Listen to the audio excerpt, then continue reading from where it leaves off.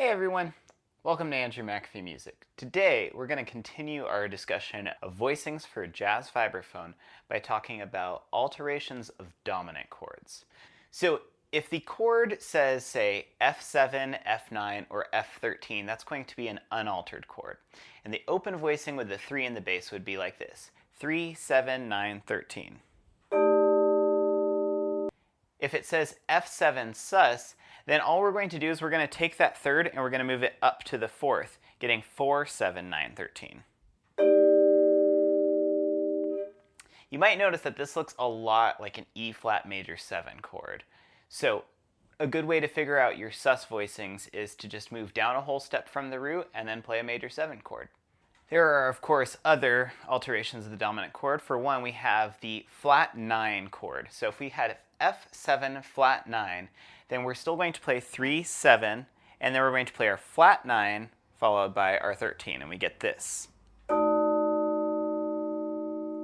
This would imply something along the lines of the harmonic minor, the fifth mode of the harmonic minor scale, or the half whole diminished scale. The next alteration of a dominant chord that we're going to talk about is the sharp 11 or flat 5 chord. This would imply a Lydian dominant sound. For that, we're going to use our regular voicing, 3, 7, 9, and then instead of the 13, we're going to use the sharp 11 / flat 5, same pitch.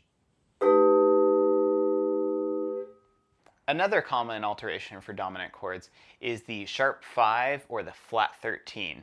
Now, the sharp 5 sometimes can also imply some other things, but for now we're going to assume that that's all it means. It's just a sharp 5, which might make you think of like the whole tone scale, or a flat 13, which would make you think of Mixolydian flat 6.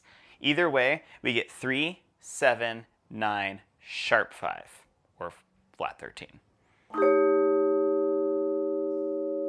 Last but not least, we're going to talk about when it says sharp 9, sharp 5. Or it might say altered, or it might just say sharp 9. So for this one, we have 3, 7, sharp 9, sharp 5. One kind of nice melodic thing to do here, let's say if the sharp 9 is on top, is to resolve it down to the flat 9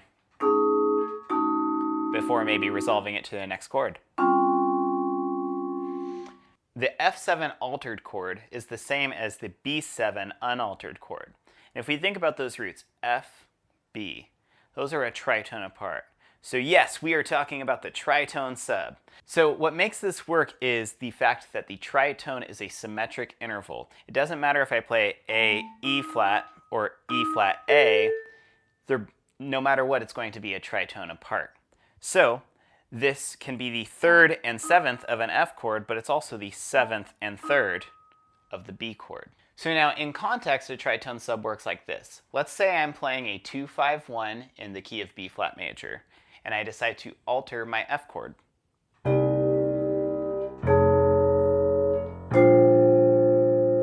That's all fine and good, but let's say the bass player, instead of playing C, F, B flat, they choose to play C, B, B flat.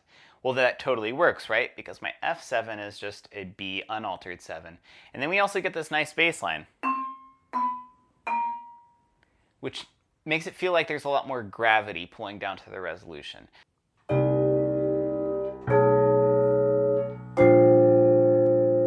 So if you've ever heard the term tritone substitution and you thought it sounded really scary, that's really all it is. It's a very, very simple idea that's based on having a chromatically descending bass line. And it works because of all those theoretical ideas and the fact that the tritone is a symmetric interval.